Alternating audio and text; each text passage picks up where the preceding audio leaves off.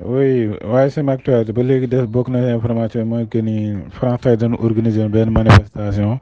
ni non à la troisième guerre mondiale. Après midi bi si la ñu organiser woon manifestation boobu nee nañu aussi tamit li ñu bëgg mooy que ni Macron mu waxtaan ak Poutine jéem a rataxal seen diggante mais neen daal ñoom waa France ñoom bëgguñu troisième guerre mondiale di am ndaxte France ku nekk xam na ne fan yii nii dafa def benn maanaam déclaration bi nga xamante ni kii defoon na ko déclaration bi nga xamante ne ni Macron defoon na ko ñoo tiital na français yi daal ba tax na loo tax population bi génn commencé di manifester wu quoi. waaw ba tey bokk na si information yi nee nañu Ukraine Pape François dafa leen dafa waxoon ni Ukraine na yëkkati drapeau bu blanc négocier ak waa Russie mais tey seen ministre bi yor wàllu affaires étrangères moom dafa déclaré ni moom Dimitri Kuleba dafa tontu Pape bi nee na ñoom nee na ñoom nee nañu drapeau blanc daal ñoom concerné wu leen daal nee na aussi tamit nee na ñoom xam nañu stratégie Vatican ba tax na nee na actuellement nii si 21e siècle bii ñu nekk nee na drapeau jaune bleu ñoom moom la ñu xam mais jamais ñu yëkkatiwaat beneen drapeau maanaam daal du ñu yëkkati beneen drapeau bu dul jaune ak bleu moom la ministre affaires étrangères bu affaires étrangères bu Ukraine moom la wax si moom nag mi ngi ko déclaré si mi ngi ko wax si réseau bi naan réseau X moom la ko foofu la tontoo paa bi daal ndaxte nee nañu li waral noonu nag nee na Pape François dafa am benn interview boo xamante ni seenu télévision suisse bii di RCI daf ko invité woon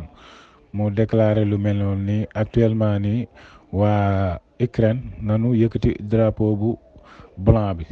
ñu négocier ñu waxtaan ak waa Russie mais ministre affaires étrangères bi moom ñoom nee nañu amuñu beneen drapeau bu dul zone rouge nee na boobu rek moom mooy yëkkatigu Ukraine mais beneen drapeau du yëkkatigu si kii daal du yëkkatigu foofu si Ukraine moom la Kuleba wax.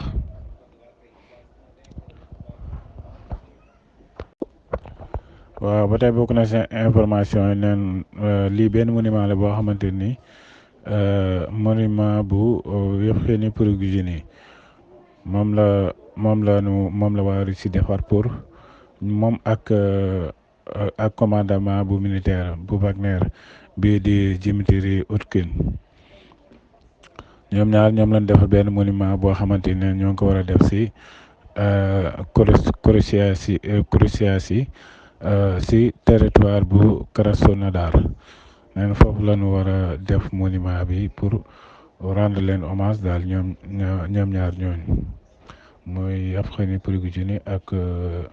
Dmitri Utkin mi yoroon commandement militaire bu Wagner bi. waaw ba tey bokk na si information neenu waa Russie dañu biig si guddi dafa amoon maanaam ay militaires OTAN yoo xamante ni dañu jóge woon Europe ñëw biir Ukraine léegi ñoom ñoo ngi doon basé si aéroport bu Kharkiv si aéroport bu Kharkiv benn hôtel bu nekk côté boobu si lañu logé woon mais neen bi nu accès ay 1 heure de temps la tollu bi nu accès 1 heure de temps rek si leen waa Russie sifflé benn missile Kinjal si guddi gi moom ngeen gis noonu waaw ba tax na daal bare na ay dégâts yoo xamante ni am nañ fa quoi xam na mais nag ñoom waxuñu exact ñaata mort moo fa am mais daal ñoom bi nu accès Ukraine ak bi ñu leen dóoree missile Kinjal bi moom yàggul daal ay 1 heure de temps lay toll. waaw ba tey bokk na si information yi ne Zelensky dafa ni avancé wu Russie actuellement nii ñoom waa Ukraine taxawal nañ ko neen actuellement nii information bi nga xamante mën naa leen ko jox daal mooy situation bi actuellement nii moo tane ak 3 derniers mois yi weesu ndaxte ku nekk xam nañ 3 derniers mois yi weesu métti woon na si ñoom torop ba tax na daal nee na ñoom actuellement ni offensive bi nga xamante ni Russie def na ko ñoom actuellement ni offensive boobu ñoom arrêté nañ ko daal ñoo ngi jàkkaarloog seen militaire ñoo jàkkaarloog waa Russie ba tax na daal actuellement ni avance bi nga xamante ni waa Russie doon nañ ko def taxawandi na daal loolu la Zelensky wax waaye ku nekk xam na ni guerre moom doo wax mukk ñoo may làpp chaque instant des fois des fois li ngay def mooy dalal xelu ñi nga xamante ni war nañu ñëw pour ñu gën a am confiance pour ñëw mais bu fekkee ni yow da ngay gis ni militaires yi nga xamante ñoo war a ñëw ñu bu ñu déggee ñu ni maanaam ña fa demoon kat ay maanaam Russie mi ngi continuer avancé ba léegi kon dañ naan ñi nekkoon si ligne de front bi yëpp rey na leen ba tax na ba léegi nii sax gis nga ni gars yi ñooy daw ba léegi population Ukraine am na ñoo xamante ni am na koo xamante ni sax marin la yoroon maanaam genre solinu marin dafa sol genre masque boobu ñu fi génne woon nga xamante ni da ngay mel ne mag boo ko solee ak kiiwu marin pour fay jéem a jàll mais par la suite waa SBU dañ ko gis mujj ko jàpp ndaxte fi ñu toll nii fi ñu toll nii ñoom waa Ukraine képp koo xamante ni gis nañ la dañ lay yóbbu ci front bi par force ba tax na aussi tamit du nekkul waa Ukraine kese population Ukraine bi kese ñooy daw mais am na benn kii benn français bu naan François Coulibault moom dafa déclaré ni militaire français yi bare na actuellement ñuy démissionné ndaxte bëgguñu dem ci front wu Ukraine bi di fa dee moom la François Coulibault boobu wax waaw nee na français yi daal bare na militaire yoo xamante ni actuellement ni ñoo ngi démissionné ndaxte bu ngeen fàttalikoo fan yi passé rek am na français yu bëri yuñ fa rayoon waaw ba tey bokk na si information yi nee nu Russie actuellement ni jël na première place si àdduna bi si ñiy defar produit maanaam ñiy defar obi artillerie ndax nee nu Russie actuellement nii maanaam lii gars yi defar moom dana ko defar 3 fois ndaxte nee nu Russie mi ngi defar chaque mois Russie dana defar 450 000 obus de artillerie par mois te nee nu bu dee année bi Russie dina defar 3,5 millions obus 3,5 millions obus si année bi waaw nee nañ bu dee États-Unis moom mi ngi defar 75 000 obus par mois bu dee occidentaux yi ñoo ngi defar 600 000 obus par mois lépp neen boo ko boolee muy États-Unis ak occidentaux yi ñoo ngi defar 350 000 obus waaw ba tax na daal nee nañu loolu bokk na si li tax kii benn benn ancien officier bu France wax lu mel noonu ni Europe mënuñu jàkkaarloo ak waa Russie si guerre ndaxte Russie moo leen si côté côté industrie Russie nekkul seen morom benn ancien officier loolu la déclaré. ba tey bokk na si information yi neenu premier ministre bu Inde di Modi moom dafa déclaré ni Inde testé na premier missile intercontinental ku nekk xam na ni Iran fan yee la ko testé léegi Inde moom nee nañu am nañu missile intercontinental waaw ki ko déclaré nag nee na mooy premier ministre bu Inde di Modi. ba tey bokk na ci information yi neen nu Brésil erreur bi nu defoon ba fal Bolsonaro nee na actuellement ni erreur boobu la Argentine def ba fal koo xamante ni daal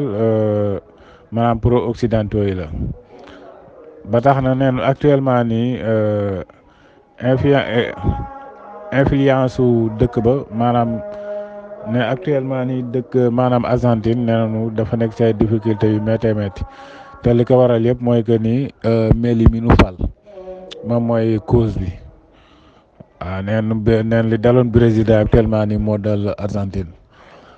ndaxte ku nekk xam ne Milei moom pro occidentaux yi la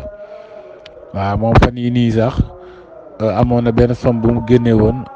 dimbalee ko waa Israël ci seen guerre bi nekk ndaxte moom miir boobu nga xamante ne neenu ku fa sëgg di jooy rek juif nga moom mi gis nañ ko fa mu sol coppiteem sëgg fa comme juif yi niñ koy defee waaw ba tax na daal moom neen pare na pour maanaam yëkkati woon benn somme ci côté arme jàppale waa Israël waaw man bi ma ko gisee bi mu faloo rek laa ni kii ni muy doxale ndax ku nekk xam na ni pro occidentaux yi ku leen gis xàmmee leen man bi muy def élection bi muy def campagne am di yor ay guitare kii def yu kenn xamul si laa ni kii daal vrai jaamu seytaane la may nuru daal te ku nekk xam na actuellement nii gën na leer mais moom nag dafa ni woon ba muy campagne dafa ni woon dafay équilibre maanaam bu demee ba falu ñëpp lay jëflanteel maanaam day jëflanteeg waa Russie ak Chine ak États-Unis affaire yooyu mais man jamono yooyu doon naa wax ni loolu moom wax na ko mais loolu mënu nekk il fallait que day féete ci benn côté bi muy côté occidentaux yi wala mu féete côté waa Russie waaw mais nag melokaanam man ndaka jëg bi ma gisee rek laa xam ne kii pro occidentaux yi la ba tax na daal nee nañu Argentine fan yi moom ñàkk ba yokk na fa kaa bu baax a baax xam naa nag sama waa ji dana ci xam dara moom Babacar Lo. waaw ba tey bokk na ci information yi mooy que ni neenu ginnaaw Macron ginnaaw bi mu encouragé relation maanaam góor jigéen ñi ginnaaw bi mu encouragé loolu aussi tamit ginnaaw bi mu daganalee maanaam yàqum biir France actuellement nii Macron li mu bëgg mooy ñu daganal xaru biir France maanaam daal képp koo xamante ni bëgg nga xaru daal nga ñëw maanaam daal nga ñëw xaru si lu amul benn problème daal moom la journal bi wax. waaw Macron daal loolu la bëgg nee na daal dafa bëgg ñu daganal xaru biir France ba képp koo xamante ni bëgg nga xaru daal nga xaru si lu amul benn problème nee na nag ñoom occidentaux yi seen traditionnel wute naag li nga xamante ni moom la Poutine gëm maanaam comme ay góor jigéen ñeeg kiiw avortement yeeg yooyu yëpp moom Poutine dafa dàq loolu quoi ni loolu moom ñoom duñ ko dagalal seen réew. ba tey bokk na seen information nee nañu Haïti anarchie total moo fa am neen actuellement nii daal surtout prison yi nee na ñu fay rëcc bare nañu bu baax lu bëree bëri maanaam prison yi bare na prison yoo xamante ña fa prisonniers yi fa nekkoon yëpp rëcc nañu ndaxte gang yi ñoo contrôler pays bi maanaam daal Haïti gang yi ñoo contrôler lu bëri surtout commissaire bu police bi tamit gang yi attaqué nañ ko neenu ne rapport bi nu def ne bare na ay yàqu-yàqu yu fa am ne ba tax na ne ministre intérieur bi ak premier ministre bi yëpp ñoom ñaar ñëpp daw nañu daal daw nañu dem bitim réew. ba tax na Haïti daal gàññe fa nekk am nañ doole torop am nañ doole ba tax na daal actuellement nii daal ñoo ngi si jaaxle bu méttee ñoom waa Haïti moo tax da ngay gis ñu ànd ak seen doom yi di daw xam nga la fa nekk daal doy na waa daal Haïti la fa nekk doy na waa torop. waaw ba tey bokk na si information yi benn similaire dafa defoon benn enquête. si Allemagne yi mois de août nee na bi mu defee sondage boobu nee plus de 61% si Allemagne ñoom dañu lànk dañu waa Allemagne bu ñu envoyé missile Taurus bi waa Ukraine loolu la sondage bi wax ba tax na daal nee nañu plus de nee na ñi opposé wu daal ñoo ëpp fuuf nee nag ñi d'accord pour ñu jox waa Ukraine missile bi ñoo ngi toll si 29% si Allemagne moom la similaire rapport boobu la déclaré mais nee nañu daal majorité population wu Allemagne bi ñoom nee nañu ban intérêt la Allemagne am si di jox missile bi waa Ukraine nee nañu Allemagne amu si benn intérêt. waaw ñoom daal li ñuy xalaat mooy que ni tey bu fekkee dañ dem ba jox ko ba jox ko waa Ukraine tey Russie bu demee bay dóor ay nucléaire dëkk yi nga xamante ni ñoo envoyé missile longue portée yi dëkk yooyu lay njëkk frappe looloo tax ay Allemagne yi yëpp ñoom bëgguñu joxe seen missile yooyu. waaw ku si may tey bu ndeewoon bay dóor mën nañ wax ni tey fi mu toll nii Russie bu demoon bay dóor mën nañ wax ni États-Unis lay dóor ak Angleterre ndaxte ku nekk xam na ni États-Unis jox na leen ay missiles longue portée aussi tamit waa Angleterre tamit nekk noonu ñoom ñoo njëkk a jox missile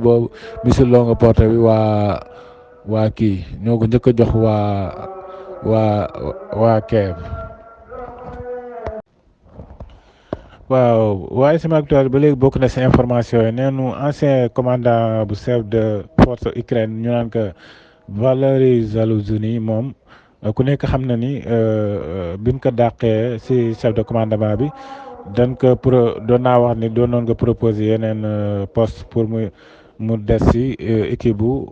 Zelensky bi. ba tax na neen actuellement nii nommé nañ ko